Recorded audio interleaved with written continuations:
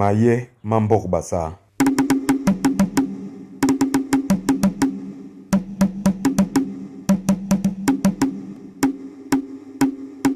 Paragraphe 175. Propos sur la vie matrimoniale. Sa femme lui dit, tu m'as ouverte comme une chambre, et je meurs même de joie. Mangal lui dit, un grand travail reste encore pour la gente féminine. Rappelle-t'en.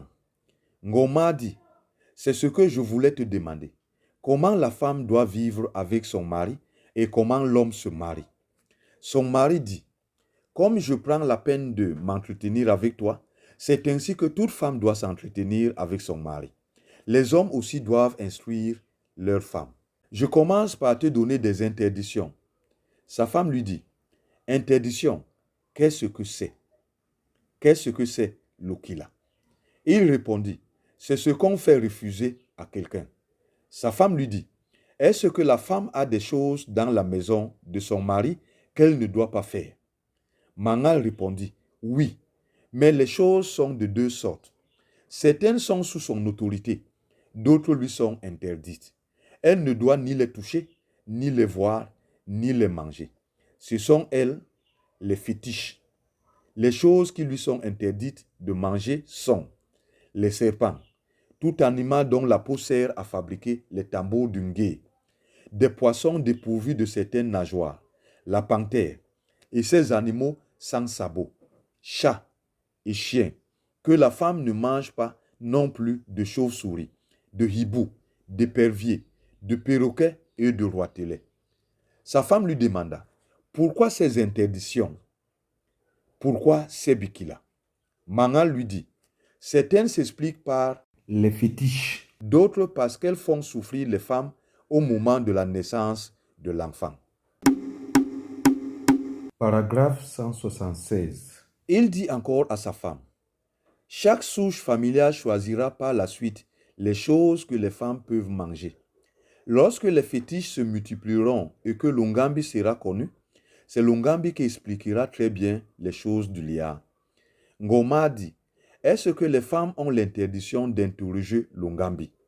Mangal dit, non. Les femmes par la suite feront la guerre, converseront avec les Bakuri comme les hommes. L'Ongambi de certaines femmes sera plus fort que celui des hommes.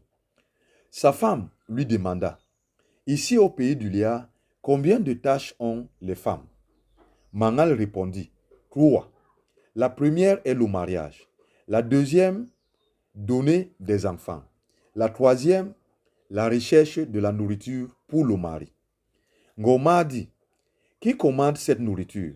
Mangal répondit, la femme commande les choses de la maison de son mari plus que le mari lui-même. Ce sont les fétiches qui ne sont pas permis aux femmes. C'est pourquoi la femme s'enrichit auprès de son mari avec joie et fierté. Sa femme dit, est-ce que la femme peut avoir l'initiative d'une conversation avec son mari? Mangal répondit, oui, parce que c'est la femme qui connaît les choses de la maison et les familles mieux que son mari. Ngoma dit, qui commande les enfants de l'homme et de la femme qui donne naissance? Mangal dit, c'est la femme, mais quand ses enfants ne sont pas encore grands. Quand le garçon a fini de grandir, il commande son père, sa mère et ses sœurs. C'est pourquoi la femme est appelée mère. Ngoma dit, mais pourquoi l'homme commande la femme en même temps qu'il donne les noms aux enfants? Mangal dit, le jour où l'homme va chercher la femme à épouser, c'est ce jour-là même qu'il reçoit le commandement sur sa femme. La femme n'a pas le droit de chercher l'homme. C'est une grave interdiction. Le commandement qu'exerce la femme, elle le reçoit uniquement de son obéissance à son mari. Mais l'homme commande la femme ici, tous les jours, au pays du liard. Paragraphe 177. Ngoma dit, est-il inévitable que chaque homme et chaque femme se marient? Il répondit, des hommes du liard, chacun ramena une femme. Quiconque ne se marie pas n'est qu'un paresseux. Cette chose m'aurait voulu la gâter. Mais c'est une loi d'une extrême importance. Quiconque interdit le mariage à un autre, on doit le jeter dans l'eau après lui avoir attaché une pierre au cou. De même, la femme, après la récolte, elle n'a plus de procès. Si la femme est frigide ou asexuée, on appelle ses parents et on leur en demande la cause. Si les parents ne parlent pas bien, ils méritent la peine de mort. Sa femme lui demanda, est-ce que les mariages seront suffisants pour les hommes et les femmes? Mangal dit non. Comme en supportant Bok par souci de ne pas voir les hommes se gâter, ainsi l'homme ne sera pas égal à sa femme, ni celle-ci à son mari. C'est la patience qui tient le mariage, parce que c'est de là que vient la bonne renommée. Mbang épousa ma mère, c'est pourquoi elle m'enfanta. C'est pourquoi je lie les mariages à toutes les assemblées. Quiconque a une fille pubère et l'empêche d'aller en mariage doit renvoyer sa femme chez le père de celle-ci en même temps que tous les enfants qu'ils ont procréés. S'il refuse, que la souche le tue.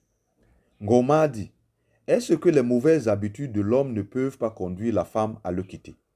Mangal dit, l'homme n'a pas le droit de garder sa fille si elle quitte son mari. Cette loi ne s'efface pas.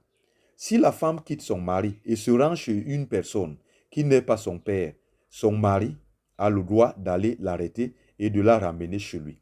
C'est alors qu'il appelle la famille pour les juger. Si l'homme est reconnu coupable, il donne une chèvre. Mais si c'est la femme qui est reconnue coupable, elle reçoit un avertissement.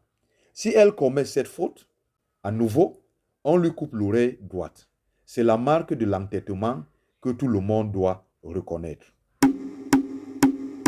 Paragraphe 178. Ngoma dit, ton instruction sur les mariages m'a beaucoup plu. Mais je te demande une chose au sujet des hommes. Si quelqu'un prend la femme de son cousin, que doit lui faire ce dernier? Mangal dit, je suis heureux de ta question sur les mariages parce que c'est par là que les gens sont venus. Après les assemblées du pays, c'est le mariage qui est la première chose. Ce de tel, c'est que cet homme s'est marié. L'hôtel Lorika, ouais, Imourno, Abibiba. Des hommes qui veillent du liard, Ngorsel avait ceux de Loko. C'est pourquoi tu entends dire l'abondance comme le sable, les bols qui l'y seraient. En ce qui concerne les hommes, si l'enfant ne veut pas épouser une femme, s'il est impuissant ou si ce sont ses parents qui sont la cause, la souche familiale s'en enquiert. Mais si c'est l'enfant qui refuse de lui-même le mariage, parce qu'il court après les jeunes filles et les femmes mariées, on l'envoie en exil. Ben c'est mieux. Si cet enfant séduit une fille et si son père ne donne pas des chèvres, la souche familiale, par une série de punitions, amène le père du garçon à verser le paiement du mariage de la fille. S'il n'y a pas de chèvres, son père donne une de ses filles en échange pour que son fils reçoive une femme. S'il n'en est pas ainsi, c'est qu'on entretient une jeune panthère.